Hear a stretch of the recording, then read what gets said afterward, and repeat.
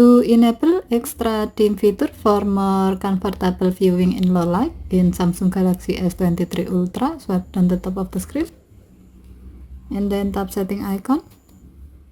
Scroll down the screen to find accessibility.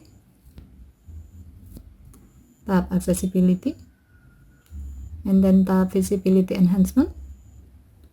Scroll down the screen and then tap the gray on off switch next to extra dim to enable this option.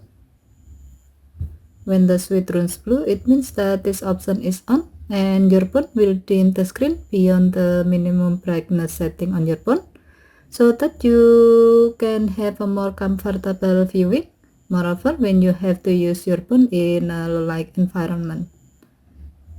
If needed, while this feature is on, you can also adjust the intensity of the dimness. To do so, tap extra dim and then slide the intensity adjustment bar to the left or right to get the intensity level that suits your need. Okay, thank you for watching. Have a nice day.